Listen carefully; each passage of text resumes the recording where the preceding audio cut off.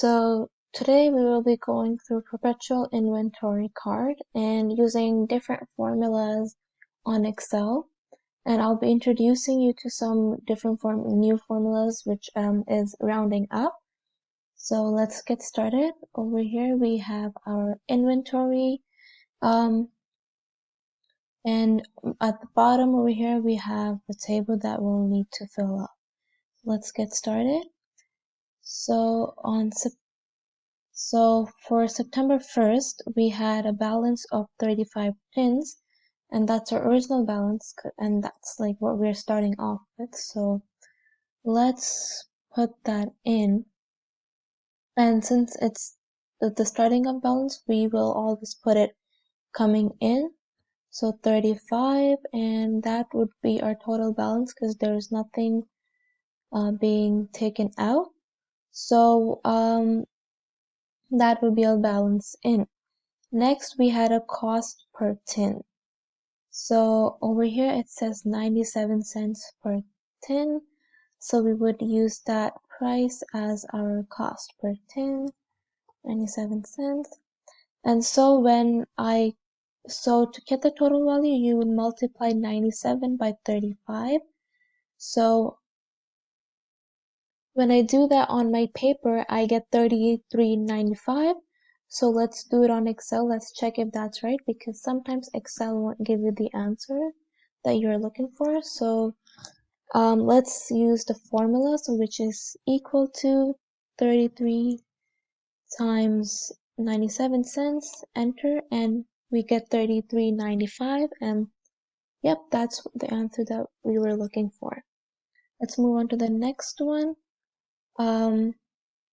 Which is September 3rd, since we already did September 12th. And so let me just go through this. Because we had 12 cans going out, we subtracted 12 by 35 and we got 23. And since we didn't purchase anything, so we'll be using the least purchase price, which was 97 cents, and we multiplied it by 23, and we got 22.31, both on our paper and Excel.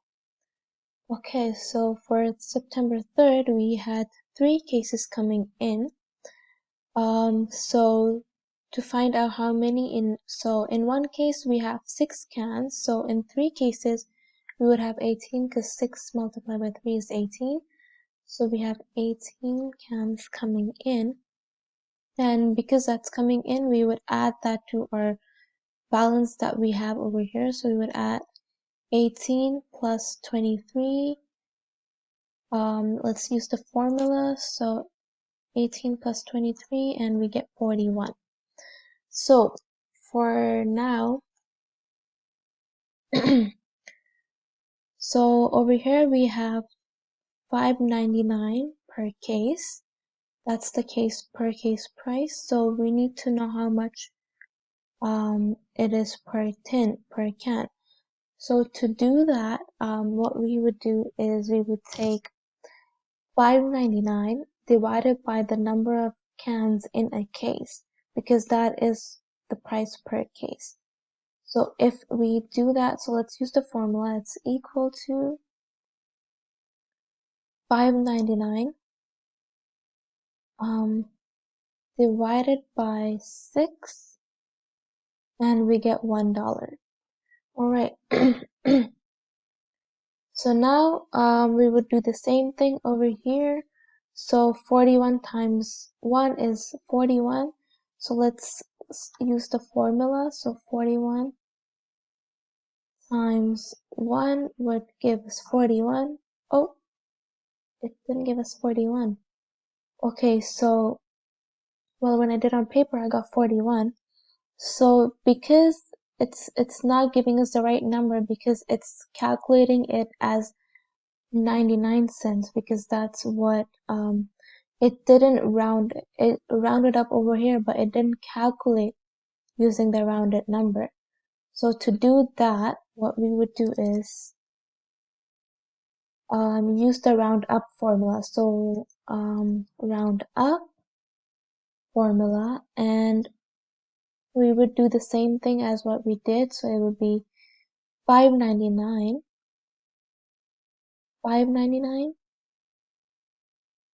divided by 6, and because so we want this to round up to 2 decimal places, so we would put comma 2. If we wanted to round it to 3, we would do comma 3.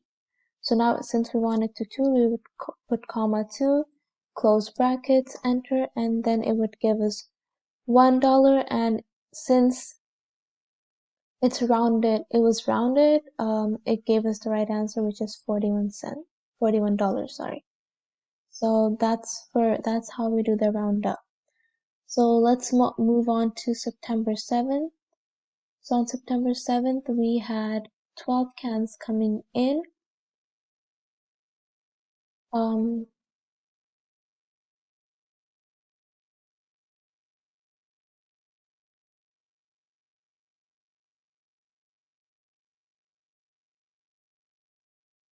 We had 12 cans coming in, so we would write that under in, and we would add that to 34 because that was our balance we left off. So that would give us 46 as our new balance in, and we would use the same purchase price because we did not make any new purchases. So we would use $1 as our new price, and to get our total value, we would use the same formula. So 6 times 1 would give us $46. Alright, so for September 8th, we had 2 cases coming in, so that's 6 times 2, which is, again, it's 12. So we would write that under coming in, and when we add that 12 to 46, we get 58. And again, over here now, since we made a new purchase, we would use the same price. I mean, we would find out how much it is per tin. So we have $6.79 per case. So it's equal to $6.79 divided by 6. That gives us $1.13. So now we would use this formula again over here to get the answer, and equal to 58 times 113, enter, we get 6564. Okay, but let's check if that's what I got on my answer. I got 6554 as my answer. So because we got the wrong answer, we will use the round formula again. So let's equal to round up.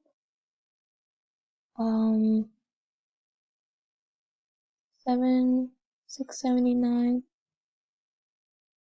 divided by 6, round 2, close brackets, enter, and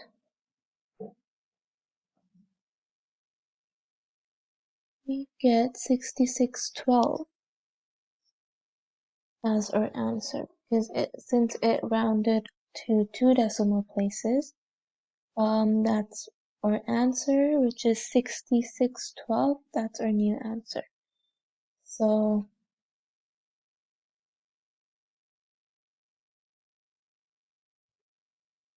alright, so let's move on to the next one, which is September 12th. So for September 12th, we had 3 cases coming in, so that means that's 18 cans, tins in total. So we have 18 over here, And when we add that, we get 63 as our total number. So we get 63 as our total balance in. Now what we would do is we would do the same thing. We would take the case price and we'll use the roundup formula over here. So that's 709 per case. So equal to round up, round up,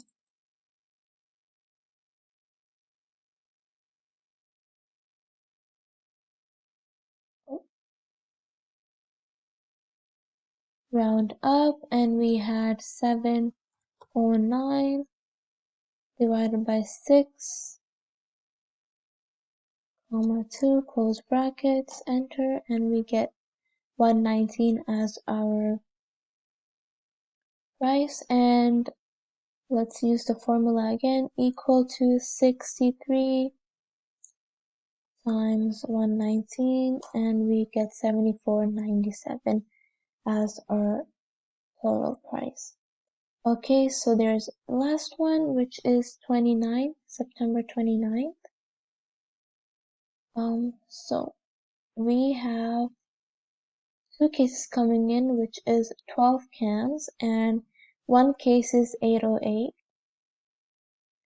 So 12 cans coming in, and when we add that, we get 54 in total. And let's use the round up formula. So round up,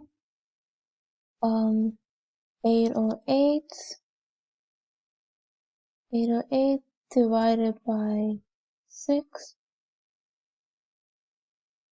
comma 2, close brackets, enter, and we get 135 as our price per tin.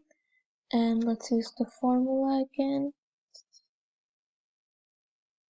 Let's use the sum formula. So 54 times 135, enter, and we get 72.90, and that is what we got for when we did it on our paper.